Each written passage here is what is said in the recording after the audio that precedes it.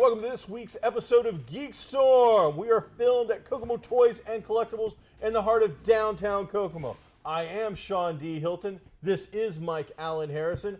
I do own Comics Cubed. I do put on the Kokomo Con. I do support a scholarship. I do donate a whole bunch of money to the Kokomo Humane Society. This is Mike. He sits here.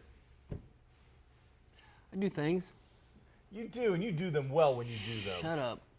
I love this guy. He really is like my older, younger brother. It's kind of weird sometimes. So, hey, Mike, you've been gone for a while. Did you remember where to park and how to get here? It was tough. I had to get out the GPSs, but I made it. All right, now is this thing on your right here, is that a thing you're deciding to do, or is that just you got a day off or two? No.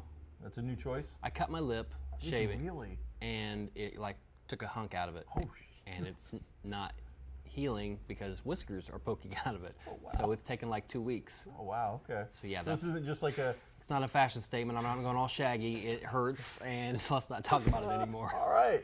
Hey, a lot of stuff going on out there in the world today. So let's get right into it. Usually there's a joke. I'm not going to bother. Honestly. And then I usually do the joke. We're not. Star Trek turns 50. 50. Like right now. Wow.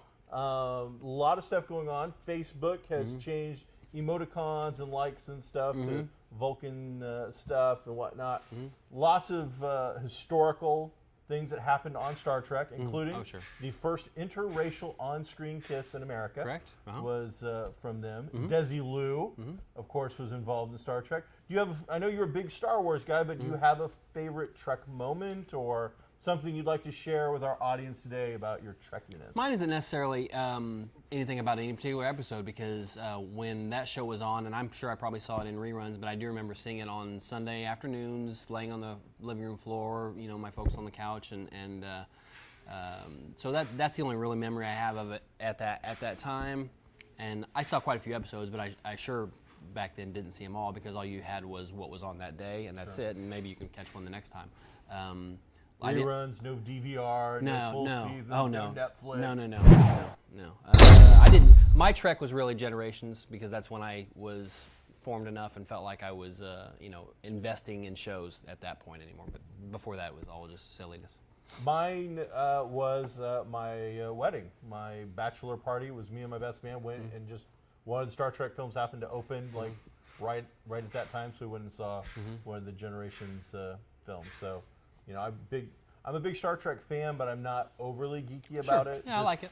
You know, I've seen all episodes of all series. I'll say that. I'm not. So and I've seen quite a few. And some of it was a chore to get through. But as a concept as a whole, and I read a great book about the two guys that were the main producers of the show. That was very interesting, and like you said, had a lot to do with Desilu Productions and Lucille Ball herself. So that kind of stuff is very interesting. And I guess there's another documentary coming out here fairly soon about the Roddenberrys and the making of the Star Trek. Excellent. So. I know there's a Spock documentary coming out from his son that will be coming out here shortly as well. Happy birthday, Star Trek. Yeah. Okay. If you were to serve on one crew, you need to be the captain. You just happen to be that guy that walks past in the one scene that is never heard from or seen again. Not killed. Oh, okay. Just like do, and there goes the captain. You walk by. And I really get to be on the show? Well, the show or the real thing? The real thing. You're out there in space on the ship. Which captain are you signing up to be a volunteer for? Not DS9, I can tell you that, because I hated that. That's my least favorite of all the shows. It's not a ship, okay? Yeah, but wouldn't that make it easier? It's not a ship, no. You're not moving around a whole lot. You can have a life. Your mail's going to get to you on time. No. No? I think Voyager. Voyager. I think Voyager. Ooh. That's rough. All right, cool. It's just throwing that out there. There's no real strong characters in Voyager to me, other than the captain and the seven. That was the whole terrorist. 7 of 9. Like hanging out with the crew. That was a very honestly. I know you said that before. That is a footnote in the entire 7 seasons, and it's happened in the first couple episodes. They barely address it the rest of the show. Meanwhile, out in other fandom this week, J.K. Rowling has released 3 Harry Potter books. Is that the person who played J. Jonah Jameson in? No, you're thinking of the Yellow M&M. Oh, okay. Going to be Commissioner Gordon in the upcoming Justice League films. J.K. Simmons? Yes. I not 13, you couldn't get not to be confused with the lead bassist for Kiss. You mean Gene Simmons? Yes. Didn't he just die recently? No, but we're going to stop there because other people don't get the joke. Yeah, Gene Wilder. Good. All right, I got some papers. Oh, goodness gracious. When he's done notes, folks, it's going to be a show. So J.K. Rowling got 3 new books out, but they're not really new. It's an interesting situation. They have gone through and cultivated work from Pottermore, where she does bits and pieces, a paragraph or 2 at a time. They've gone through and they have produced 3 short works from that. Okay. She has written some very small amount of new material that goes in there. But when we were talking about these, we were talking about Hogwarts, an incomplete, unreliable guide. Okay. Short stories from Hogwarts of power, politics, and pesky poltergeists. And last but not least, short stories from Hogwarts of heroism, hardship, and dangerous hobbies. Now again, these are all taken from archived materials and things previously written that you could have found for free on Pottermore if you wanted to dig through it all, if you wanted to use a computer to look at it, or possibly a device, but you would have to have gone out of your way over the last several years. Sure. They have put this together with, again, a very small amount of brand new material that has been released for these 3 books. Now, they're about 10,000 words, which I looked it up, and like, how long does that take to read? I don't know. The average adult can read about 10K in about an hour. These books are all digital. There are no physical forms of them yet. Yeah. You can get them through Pottermore, Amazon, places like that. They're about $2.99. Now, I'm excited about any new material related to the Potter world, or the wizarding world of Harry Potter, or whatever you want to call it. Sure. And I'm very excited to read these. I'm on Pottermore, but I don't bother to read a lot of the material up there because I don't want to sit there in front of my computer. I would say 95% of fans, 95% of Potter fans have never seen that stuff. So it's probably new to most everybody. I would think. So I'm happy to get it in a much more easily digestible format on my Kindle where I can read it like a book. And unlike The Cursed Child, which was a huge book, it's a play. This is, again, an actual book. Feels like a book. And so now some fans. There are reviews popping up where fans are complaining that all this material was already free. Why did they get charged for it? It was all archived. It was all available. Why are they getting charged for it?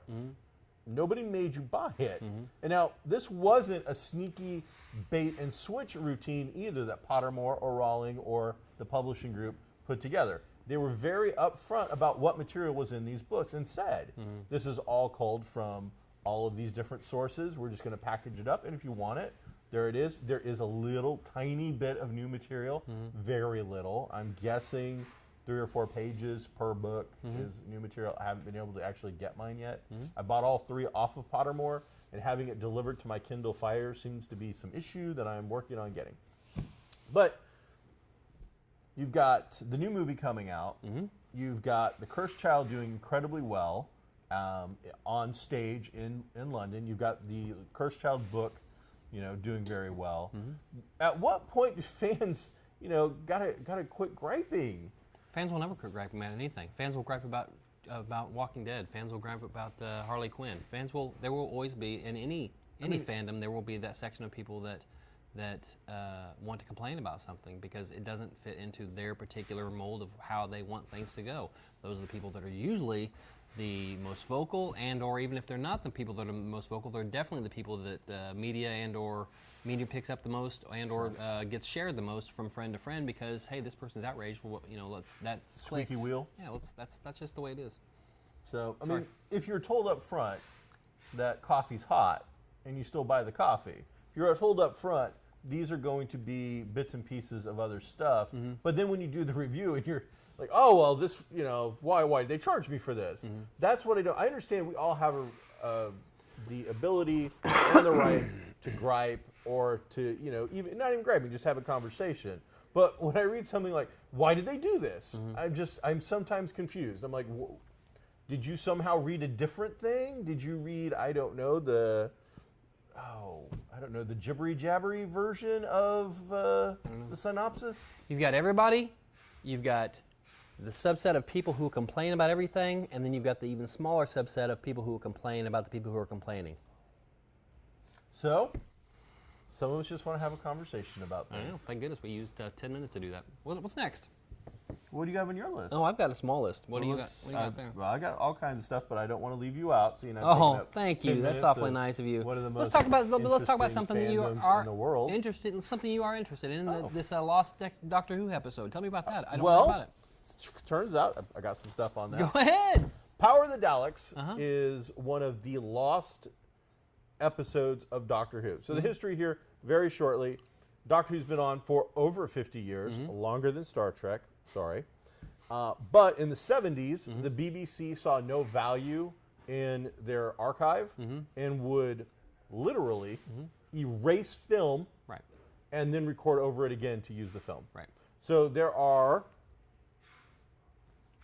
736. You can roll for me. 97 missing episodes. Whoa. Out of all the episodes they did, 97 are gone. One of the most important and sought after is Power of the Daleks, which is the first regeneration. William Hartnell goes away. Patrick Troughton comes in. All of the other regenerations are available to be seen. I see. This one isn't. So the entire serial is missing. There's no pieces, no episodes left of it. They are all gone. However, fans, even back then, were recording them via audio. Oh, you would take your whatever they were doing and record episodes, because back then that's all you had. Sure. You didn't have the ability. Like, we are so spoiled. Oh, yeah. You know, with all the stuff that we have, Netflix and Amazon and Hulu and all that. These guys were recording things with an audio recorder. So all of the audio recordings of every single episode of Doctor Who, including the 97 that are missing visually, are all available. Oh, okay. I didn't So the BBC went back, used the audio recordings that are available, and now animated them. Oh, it's an animation. Yes. Okay, I didn't know anything about it. So okay. I thought you looked it up. No, I just know that it so happened. yes. I know that happened. So the BBC has gone back with the audio, done a complete animation of the entire series, and to the minute, 50 years from what it was originally broadcast, they will air the first episode.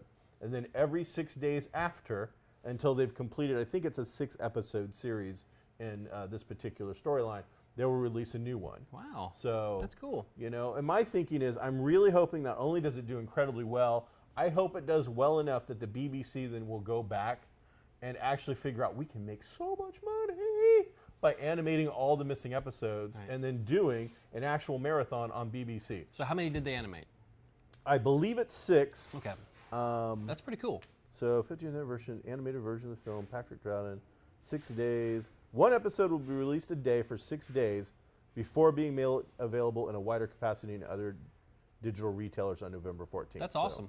Total 90 episodes. So I don't know. I think it's 6, but don't. That's I okay. I mean, about it is a manageable number anyway. Most of the serials, and that's what they called them back then, Right. were between 4 and 7 episodes, and moved about a little bit. So That's great. Very excited about that. But I mean, think about that. For Doctor Who fans, you know, we've been getting dribs and drabs of Doctor Who because these episodes are missing. But BBC could come out and go, we're going to show you every single episode in order. You've got to watch it on BBC America or BBC. Every week for 500 episodes, we're going to give you a new one. That would give them plenty of time to start animating the missing episodes, get those out in order so that they can come out over this time span. That'd be great. It would be, I think, people would love it. Now, over in other stuff, because you love talking, you're mixing your politics with your geekdom. I do? Okay, go ahead. Ben Affleck teased Deathstroke was going to be in the new Batman, possibly Justice League movie. I would say Justice League more than Batman. Well, Jeff Johns has now come out and confirmed that Deathstroke will be the major opponent in Batman. And now the Wall Street Journal has confirmed Jeff Johns confirming Ben Affleck's teasing that Deathstroke will be appearing in the Batman film as the main opponent. I got to think he'll be at least make an appearance in Justice League. Otherwise, I mean, that's a completed suit. or mostly completed soon, and they're still filming Justice League. Yeah, I think you're going to definitely see him in both. And going to be being played by Joe Manganiello. Good job. I was going to have trouble. I'm not going to lie. The last name was going to... Mange or Mang? I'm not sure which. I I'm got it pretty down sure to- his Colombian wife says Mang. She probably says Manganiello. It's got a manga in Sure, it. sure. If you're a comic fan, Sure, so sure. but It was just a True matter Blood? of time. Yeah, it's just a matter of time before he gets picked up in a big comic movie of some kind. Deathstroke or Manganiello. Joe. Yeah, he's not only does he have geek cred from back in the day because he was Flash Thompson in the first Raimi Spider-Man movie, but he's an imposing figure. He's a good actor. He hasn't gotten much to do lately. He was in the new Pee Wee Herman for Netflix. yeah, on Netflix. But the character he had in True Blood was dark and brooding and likable though. So you saw that he was able to do a little bit of a range anyway. He's not just a meathead, but because he is a fan favorite in a genre material, and because he's physically imposing and not hard on the eyes, it was just a matter of time. I thought anyway before he got something in there. He would have been a good Cable as well. He's a good choice for Deathstroke probably. So Deathstroke, very popular comic book character, originally appearing in 1980 in New Teen Titans #2 by Wolfman and Perez. Currently going on eBay, the first appearance of Deathstroke, between $150 and $200 right about now. Okay. I just looked it up, and those are raw, which means they're ungraded. If you Right. can find a nice, clean copy, you can expect to be between $150 $200. Personally, from an investment point of view, I think this is a good pickup. We don't do a whole lot of that. We talk about comics off and on. Sure. We don't talk about investment much. You read a lot. You've read comics in the past, Sure. and you've invested in them. I have all my life. Deathstroke is a key character that has played a significant value in the DC universe now for a long enough time, going on nearly 30 years, that I think investment potential, he's there. He's been in several of the video games, cartoons, other versions of stuff, and now with him having a big feature in Batman and Justice League being played by, is this guy an A-list actor? Oh no, A-, B. On his way, he's climbing up the charts Sure. then, Joe. Yeah, I mean he's been in plenty of movies. Probably my favorite movie he's been in is that super underrated Sabotage with that Schwarzenegger movie that was out a couple years ago. That's a great movie. Good. And it's he has a significant part in it. But he's not. I consider A-listers people who can float their own movies and be their own guys. So with that said, he's coming out. It's going to be big. Deathstroke is currently got a book during DC's Rebirth. So a brand new #1 is about. You can pick up Deathstroke material at Comics Cubed or any other comic book store in the world. But again, investing, I think picking up a new Teen Titans #2, well worth your time. Now, Yeah, just very quickly, just on that then, if you get it for a really good price, obviously get it. If you get it for what he's willing to sell it for, then it's probably more of a long-term investment, don't you think? Because it's got a recent peak, it's got a recent rise. So for it to keep going, maybe another 10 or 15, maybe 20% between now and when a Batman movie comes out. But it will continue to go up forever. I think that's a good one. Yeah, I think it's. But you're gonna double your money. That's one of your Nick Nolte basketball movie kind of things. You mean Blue Chips? It's a blue chip. So he's a character that's going to be around a while. All right. He's going to keep impacting the universe. Sure. And he's gone from being a bad guy to being a good guy. Now, speaking of, again, I mentioned the politics involved. Sure. The whole major face crew of the Justice League movie have now taken a pick and come out and said they are supporting Oh, okay. the Dakota protesters over the pipeline that is currently going through there. Now, I'm not going to make any jokes or anything about any of this. If you want to, we throw out topics, and I hope that some of them interest you. And if you really want to learn more, take what we're talking about and go look it up. If you really want to know more about Deathstroke, start Googling and learn a little bit more.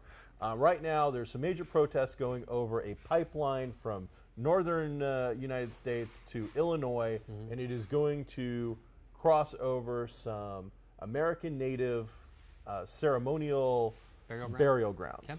And people are kind of getting a little heated. Anytime you bring up oil pipelines in the United States anymore, big deal. I think Valdez in Alaska, I think Louisiana, and all that have caused people to open their eyes a little bit and Okay. go, there's potential worry. The fact that they're going over these burial grounds has become an issue, and now we've got celebrities. Now, celebrities have always been a part of demonstrations Sure. and protests and things of that nature. So what do you think when the Justice League of America shows up, though, and says, by the way, we're against this? It depends on how much time they put into it. If they constantly stump on it all the time, something might happen. But if they did their little video or their little photo, You saw it? yeah, and if that's it, nothing. Nothing much. No. All right. So now, Jason Momoa Sure. Nice job. from Well done. from the Justice League movie, who's also thrown his name and picture and weight. A shirtless Jason Momoa, by the way, in the picture. Is there another kind? So, Go ahead. I don't know. I think If I was him, there wouldn't be. on all the signs and all the doors in the world that say no shoes, no shirt, no service, Unless you're except you're Jason Momoa, and in which case, Sure. come on in. Sure. So he has signed on to be in Relativity's, that's the studio's, new take on J.O. Barr's The Crow. Caw. Now, you and me, way back in 1994, Wow. went together and saw the original Brandon Lee Crow as it was coming out in the theaters for the first time. At the Markland Mall Theater. I threw up in the parking lot. I don't remember that. I do. We were walking in, and for some reason, I got sick, Oh. and I felt great afterwards. Sure. It was You like always do. no. You always do. Well, but I mean, it wasn't like I was feeling sick before. It was Right. like this weird. Right. Not that anybody wants to know, but we have history. We love the film. We both loved that film. Brandon Lee was did. amazing. We did. It's a good take. But Jason Momoa is going to go directly from Justice League filming now, filming Relativity's version of The Crow. Now, if you've seen the Brandon Lee version, which I think is a really good comic book movie, he's not necessarily a superhero, Right. but he is. He's more of that dark kind of Avenger of the Dead, but great movie. But source material wise, it's close. This is supposed to be more of a Sin City direct page by page adaptation kind of a thing. And then Momoa, after he wraps this, should directly into the Aquaman movie. Great. So Jason Momoa, just superheroes, and he's just, comic books are about to pay for everything in the man's life. These guys, I mean, he's been cashing Game of Thrones checks, and he's made a couple other smaller movies, but these What guys was his are name in Game of Thrones? Khal Drogo. Cal? Was he a big cow or a little cow? He was just a little cow. Just a little cow. Nobody wants that. No? All right. So that's coming up. They're He going was to a get big going cow. on that. And again, sticking with the theme, the Crow's first appearance in comic books is Caliber Presents #1. Did the research. Currently going raw, ungraded, about $100 to $200. Wow. I think another good, solid investment. Between the two, Deathstroke, all day long. But the Crow's cult following has continued now for over 30 years. I think at that price point for those characters, for Deathstroke and the Crow to be about the same, that's insane to me. The Deathstroke character first appearance should be much higher than the Crow first appearance. But the Crow has a significant piece of comic book history, being this black and white comic book that came kind of relatively out of nowhere. The J.O. Barr story that goes along behind the scenes with it is very poignant to many people. It also touches the goth community. The trench coat wearing, kind of darker. Sure. I think it was a good take on the cynicism of comic books at the time and came out of the Frank Miller kind of vein of Dark Knight Returns. So another good investment. That one, you really want to get it at the 100. 200 to me is too much for that book currently. It is too much, but I think it has a better potential for immediate growth or immediate profit than the Deathstroke does. Really? I think Deathstroke might, even when the Batman movie comes out and Deathstroke's on screens all over the country, I think it might go for 20-25% more than it's going for right now. The Crow is relatively unknown, so. See, I don't know if I agree with you there. The Crow had the Brandon Lee movie. He had 3 or 4 movie spin-offs, including one with David Boreanaz. Had a TV show, I believe, as well as multiple comic books. Yeah. I will say the print run for the Crow book in Caliber Presents is probably a much smaller print run than a New Teen Titans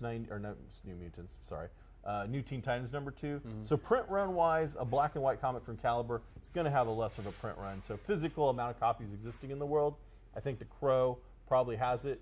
Based on actual people wanting it though and knowing it, I'm going to go with Deathstroke. So, but there you go.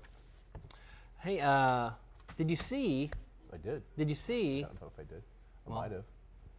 We had a couple picks come out. We did?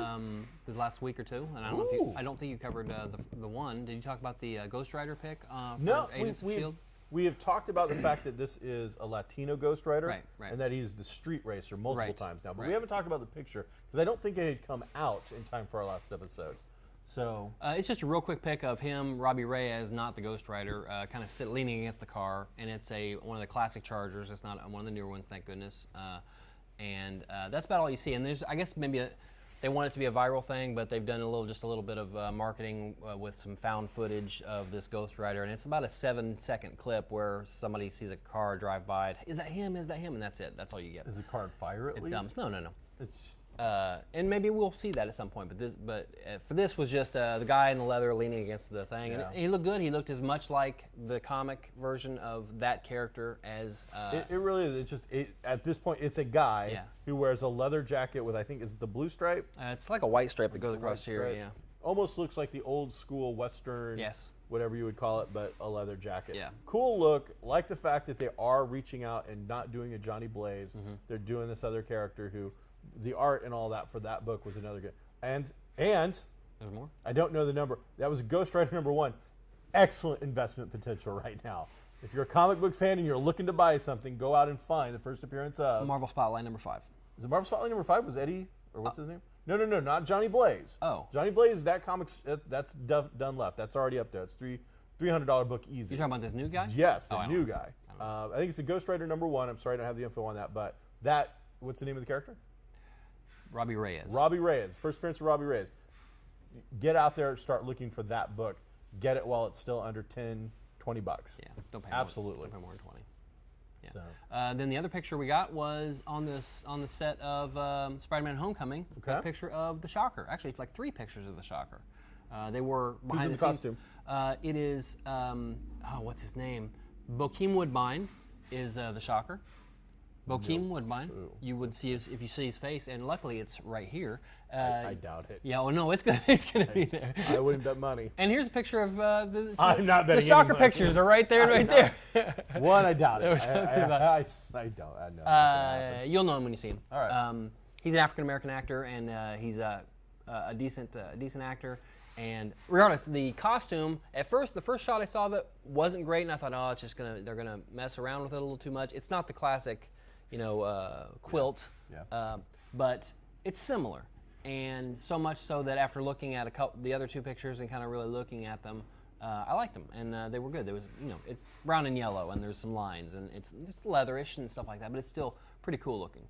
And I'm excited about that. I'm just excited about that movie in general, just because of all the time and effort they've taken with all the second and even third tier characters that we might only see on screen for a few minutes, but they're there. We know they exist. We know that at least the people making this movie, Spider-Man: Homecoming, have put the homework in and have done the due diligence to go, okay, that's somebody that we could throw that character in there because we may use him later, we may not, but the fans will like it. You're making the movie for the fans, so do that kind of little Use stuff. the source material. Use the source Don't ignore the source Turns material. out there's like 70 years worth of source material. There's no reason not to use it. Tom Holland Yeah, just had some pics of him at a New York hospital where he went in costume, that's cool. but without the Spider-Man mask on. Now, we don't know whether just it's just the costume without the mask. So don't know whether A, that's so people would know who he was, Right. or if B, maybe that hospital has a rule against masks. Very a lot possible. of hospitals have Very a no true. mask policy, Yeah. which has kept the 501st out of those things for quite some time now. We're back in now, though. So I heard. Hey, congratulations on that. So there you go. Alan Moore has announced he's going to be retiring from comic book writing. Who cares? Alan Moore, the famous writer of The Watchmen, Yeah, that V was for Vendetta, 30 years ago. The Killing Joke, has currently announced that he'll be walking away after he finishes up the last couple of projects and taking some time off. Well, from good for him. He's certainly earned it. some time off. Maybe he can watch Grimm, which has now been canceled, and he can catch up on his Grimm episodes. Why would he? I don't know. I just throw it. That's I the saw last it on thing. your list. That's the last thing on my list. I throw it in there. You know what? Obviously, it had a following. I tried to get through it. It didn't appeal to me. I watched maybe 5 or 6, and I couldn't. I think I got to like the last 3 or 4 of the first season before I finally said I just don't care anymore. So now, and this is how I look at some of these things. Now that it's over, and it'll eventually head to something where I can watch it on streaming. Yeah. I might watch it. I watch stuff occasionally that even I'm like, why am I watching it? I just finished an entire season of something called Chicago Med, which was a ridiculous. doctoral procedural kind of thing. Your typical whatever. But in no reason, I was getting ready to eat, and I had spent like 10 minutes flipping, and I'm like, okay, first season, episode 1, go. That was the only reason. And then from there, I'm like, oh, well. How long is it? They're like 42 minutes. How many episodes? 17? I didn't eat the entire time. I was just going to say, that's a really long time. It only took like 5 minutes, but what did you once eat? you started, it was like, hey, let's keep going with that. Hey, Kokomo Con's coming up October 15th. Awesome. Philo Barnhart is our guest of honor. I read that. That's an exciting thing. You read it? Cool. Yeah. Why I watched this episode. I watch this show even when I'm not on it. I don't watch it ever. I watch it even when I'm not on it. So we're excited about that. The 501st is going to be there. And now we've also just added a G.I. Joe costuming group. Great. Which I have to get the names for and it's all the that. finest, So I believe. I think you're right. I didn't want to say it because I'm like, I think it's just the finest, which it wasn't like G.I. Joe's, it's just the finest. So they're going to be appearing as well. So we're going to be announcing more and more stuff. So anything you'd like to add in closing as we wrap up this episode of GeekStorm? Well, maybe we'll have just a little bit more about it next time. But also, Greg Berlanti, who's done all the DC stuff on TV, has not only was working on, but has got a deal at Fox for a Black Lightning show. I don't know why they're just going directly to CW since they didn't learn the lesson with Constantine and or Supergirl, but just throw it in. Right now we have Monday, Tuesday, Wednesday, Thursday for DC Comics on the CW. I know Friday is usually a death slot. Maybe we can do a Tuesday, second slot on Tuesday. Yeah, I'm ready for a 2-hour thing. Sure. All right, everybody, thank you for checking out GeekStorm. I am Sean Hilton. This is Michael Allen Harrison. We are filmed at Kokomo Toys and Collectibles in the heart of downtown Kokomo, right on Geek Street. Stop by, check it out. It is worth the road trip. Be groovy, everybody.